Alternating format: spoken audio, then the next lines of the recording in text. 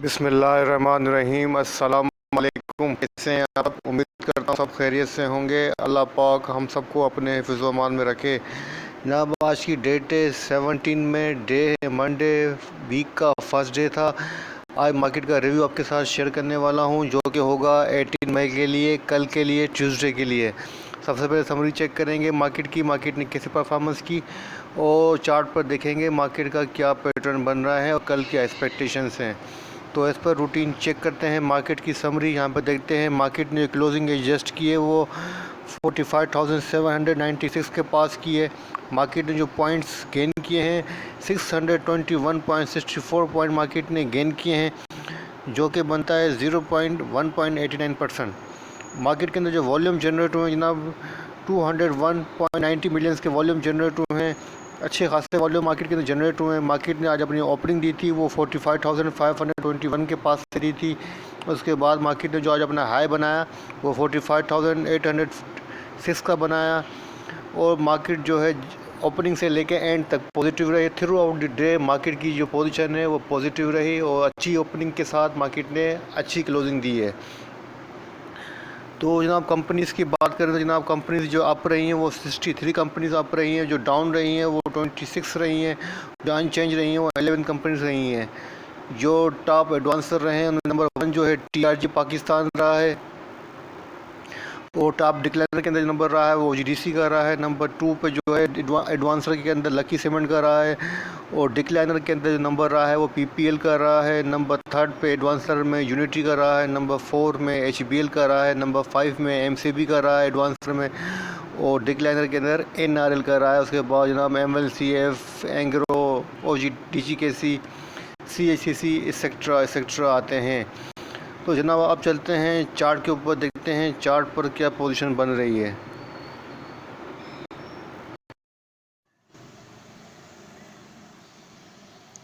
तो जनाब, FIPI लिपि डेटा आपके सामने मैंने ओपन किया हुआ है 17 मई का। FIPI लिपि डेटा की पोजीशन भी चेक कर लेते हैं कि FIPI लिपि डेटा की क्या पोजीशन है।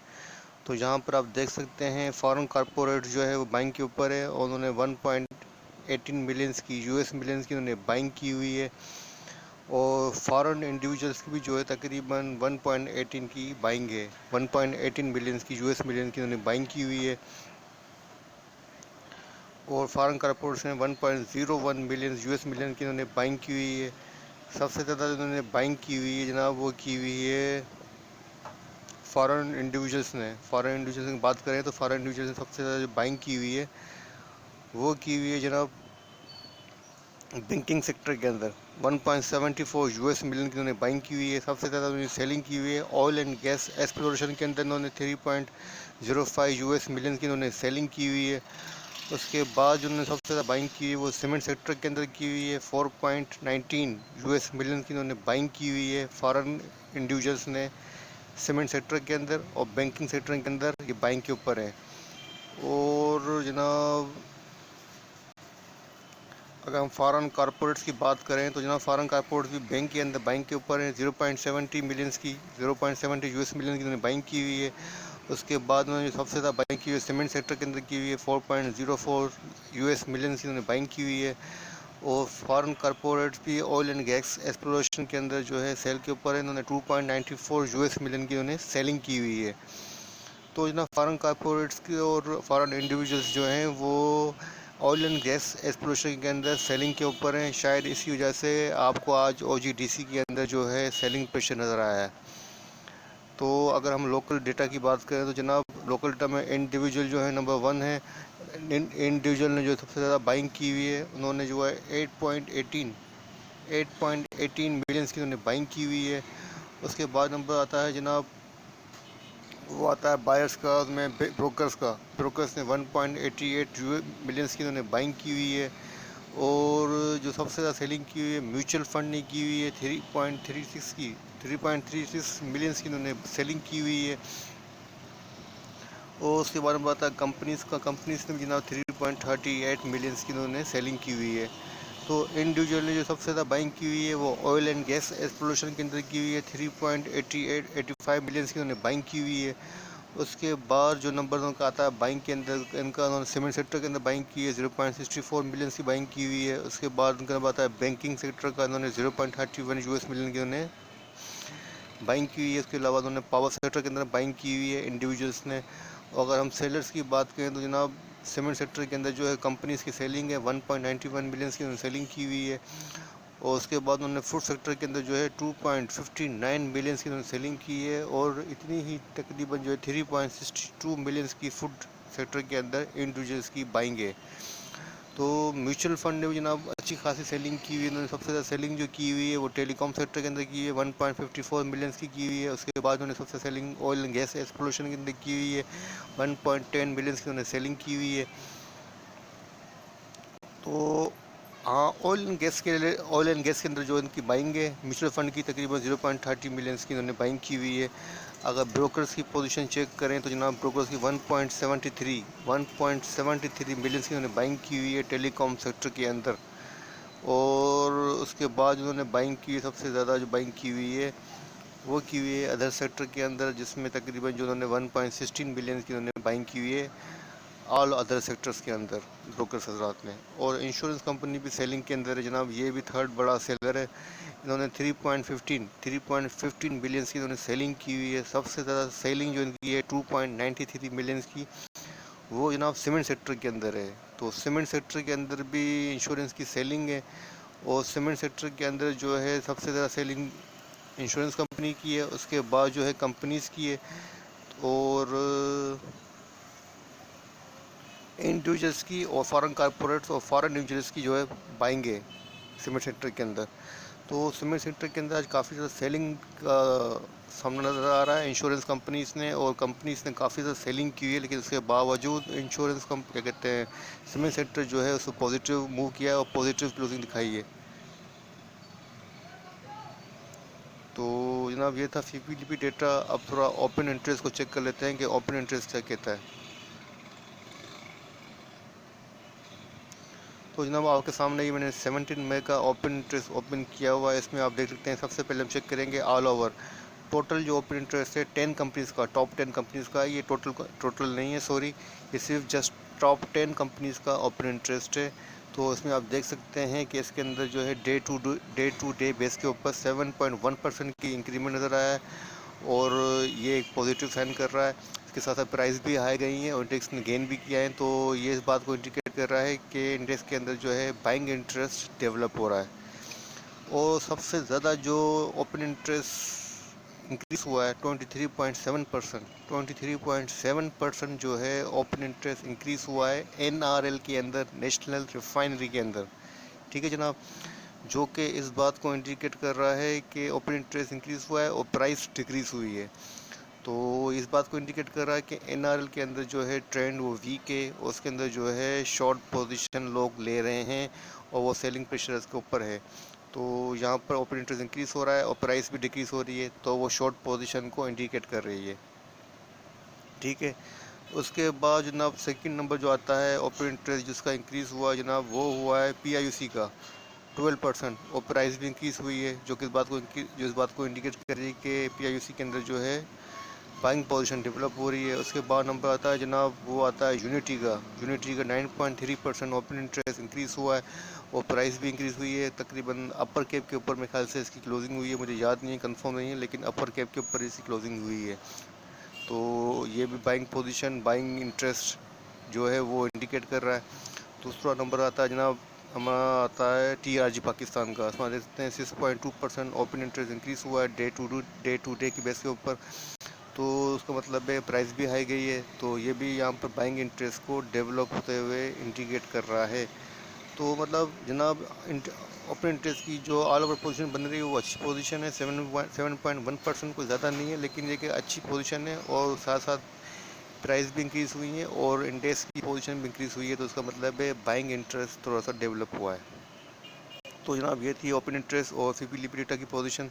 अब चलते हैं चार्ट की तरफ।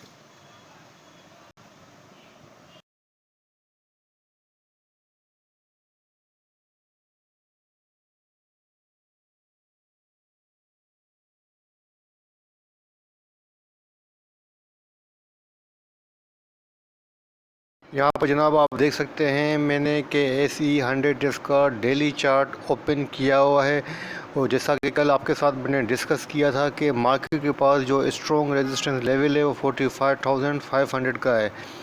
45,500 की मैंने आपको रेजिस्टेंस बताई थी, और जो सेकंड रेजिस्टेंस आपको मैंने बताई थी वो ये लेवल बताया था 45,900 का, समझ लें 46,000 समझ लें। तो मार्केट ने अल्हम्दुलिल्लाह अपनी जो फर्स्ट रेजिस्टेंस थी 45,500 को सस्टेन कर लिया, और न सिर्फ सस्टेन किया बल्कि उससे अबव क्लोजिंग दी है। 45,700 के पास मार्केट ने क्लोजिंग दी है, अच्छी क्लोजिंग दी है, अच्छे वॉल्यूम के साथ क्लोजिंग दी है। अब मार्केट के पास जो नेक्स्ट लेवल है जनाब वो ये लेवल बनता है 46,000 के आसपास। 46,000 की मार्केट के पास बड़ी इंपॉर्टेंट रेजिस्टेंस है। अगर मार्केट ने इसको ब्रेक कर दिया तो इंशाल्लाह मार्केट फिर मुझे 46,400 को भी ब्रेक कर जाएगी। तो बड़ी मेजर रेजिस्टेंस है 46,000 के आसपास। देखते हैं मार्केट इसको ब्रेक कर पाती है नहीं कर पाती है। तो मेरे हिसाब से बड़ी मुश्किल रेजिस्टेंस है, मार्केट यहाँ से रिवर्स हो सकती है, ये अपने माइंड के अंदर बात रखिएगा। अगर मैं अपनी बात करूँ तो आज मैंने अपनी पोजीशन को स्क्वायर किया है, तकरीबन 50% माल में अपना सेल कर चुका हूँ आज स्ट्रेंथ के ऊपर। मैं अपनी बात बता रहा हूँ, अपनी बात आपके साथ शेयर कर रहा हूँ। तो जनाब यहाँ पर मार्केट के पास 46,000 के पास रेजिस्टेंस है। मुझे लगता है कि मार्केट यहाँ पर जो है मुश्किल इस लेवल को सस्टेन कर सके, मुश्किल है कि इस लेवल को सस्टेन कर सके। मार्केट की जो क्लोजिंग हुई है वो हैमर कैंडल के ऊपर हुई है, अच्छी क्लोजिंग के ऊपर हुई है। मार्केट ने गैप ओपनिंग दी है, यहाँ पर देख सकते हैं मार्केट ने गैप क्लोजिंग दी है, और मार्केट ने जो क्लोजिंग दी है वो अच्छी दी है, नो डाउट। तो अब आप देखें आपको क्या करना है, लेकिन मेरे हिसाब से अब आपको मार्केट के अंदर जो है सेलिंग पोजीशन रखनी चाहिए, और सेल ऑन स्ट्रेंथ के ऊपर रहना चाहिए, और देखना चाहिए कि मार्केट 46,400 को सस्टेन करती है। अगर इंडेक्स 46,400 को सस्टेन कर जाए तो आप अपनी बाइंग को कंटिन्यू कर सकते हैं। तो मेरे हिसाब से मार्केट के पास अब ये करंट लेवल के पास मार्केट के पास जो है सेलिंग प्रेशर आ सकता है। अब मार्केट के पास जो सपोर्ट है वो 45,500 की है। जैसा कि आपको मालूम है कि अगर रेजिस्टेंस ब्रेक हो जाती है तो वही रेजिस्टेंस जो होती है प्रीवियस वाली वो फिर वो सपोर्ट का रोल अदा करती है, सपोर्ट का रोल प्ले करती है। तो अब मार्केट के पास 45,500 की सपोर्ट है शॉर्ट टर्म के लिए। अगर मार्केट ने इसको ब्रेक किया तो उसके बाद मार्केट के पास जो मेजर सपोर्ट है जनाब वो 45,170 की है। उसके बाद जो नेक्स्ट सपोर्ट जो होगी वो मेजर सपोर्ट वो 44,900 के आसपास होगी। फ़िलहाल मार्केट के पास जो शॉर्ट टर्म के लिए सपोर्ट है वो 45,500 की है। तो फ़िलहाल जो मार्केट के पास सपोर्ट है ना वो 45,500 की है। तो 45,500 की मार्केट के पास शॉर्ट टर्म की सपोर्ट है। तो आपको 45,500 पे बाइंग करने की कोशिश करनी चाहिए, और कोशिश करें कि स्ट्रेंथ के ऊपर जो है स्ट्रेंथ के ऊपर अपनी पोजीशन को क्लियर करें। मैं तो आपको ये सजेस्ट करूँगा कि 46,000 के पास सेल करने की कोशिश कीजिएगा। तो जनाब ये था छोटा सा रिव्यू जो आपके साथ शेयर किया है मार्केट के ऊपर। अब एक और स्टॉक है जो मुझे अच्छा लग रहा है, आपके साथ एक स्टॉक भी डिस्कस कर लेता हूँ। उस स्टॉक का नाम है NRL, नेशनल रिफाइनरी। तो नेशनल रिफाइनरी को देख लेते हैं, उसका मैं आपको बाइंग और सेल लेवल दिखा देता हूँ, तो अपनी स्ट्रेटेजी भी आपको समझा देता हूँ। तो चलते हैं NRL के चार्ट की तरफ। मैंने NRL का डेली चार्ट ओपन किया हुआ है, और NRL की क्लोजिंग हुई है जनाब वो 545 के पास हुई है, और जिस पैटर्न के ऊपर क्लोजिंग हुई है उस पैटर्न का नाम है bearish engulfing. Bearish engulfing pattern की क्लोजिंग हुई है। यहाँ पर आप चार्ट से मैंने चार्ट को जूम कर दिया है, 545 के पास इसकी जो है क्लोजिंग हुई है। और अब इसके पास जो मेजर सपोर्ट लेवल्स हैं जनाब वो ये लेवल बनता है इसके पास, ये लेवल 531।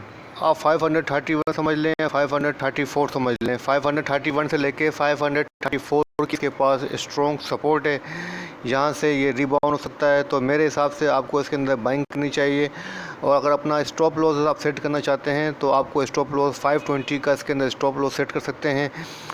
531 34 के ऊपर बाइंग करनी चाहिए। इसके बाद स्ट्रॉन्ग सपोर्ट है 534 के पास। 534 के पास इसका स्ट्रॉन्ग सपोर्ट लेवल है, यहाँ पर आप देख सकते हैं। यहाँ से ये तकरीबन जो है थर्ड थर्ड टाइम जो है यहाँ से ये रिबाउंड हो चुका है। अब ये फोर्थ टाइम होगा और इसकी ये पोजीशन है रेंज बाउंड है। यहाँ से ये इंशाल्लाह जो है अगेन गेन कर सकता है और मुझे जो इसका टारगेट एक्सपेक्टेड है वो तकरीबन जो है 590 से लेके 600, 590 से लेके 600 का वीकली टारगेट है। इन वीक जो है ये टारगेट अचीव हो जाएगा इंशाल्लाह। तो अगर आप कोशिश करें 531 से लेके 544 के इसके बाइंग करें और अपना टारगेट रखिएगा 590 से लेके 600 का। तो इनर मेरा मोस्ट फेवरेट है कल बाइंग के लिए और आज इसने नेगेटिव क्लोजिंग दी है और अच्छी खासी डिप ली है। कल भी हो सकता है कि ये 534 की डिप ले ले, तो आपको बाइंग करनी चाहिए। मैं आपको बाइंग सजेस्ट कर रहा हूँ एनआरएल के अंदर। तो जनाब ये था छोटा सा रिव्यू, मार्केट का रिव्यू और एनआरएल स्टॉक आपको सजेस्ट किया है। वीडियो पसंद आए तो लाइक कीजिएगा, दोस्तों के साथ शेयर कीजिएगा, मुझे अपने दुआओं में याद रखिएगा। अपने प्यारों का बहुत बहुत ख्याल रखिएगा। कोई कमी पेशी, कोई गलती हो गई हो, कोई कोताही हो गई तो मुझे माफ़ कीजिएगा। अल्लाह हाफ़िज़।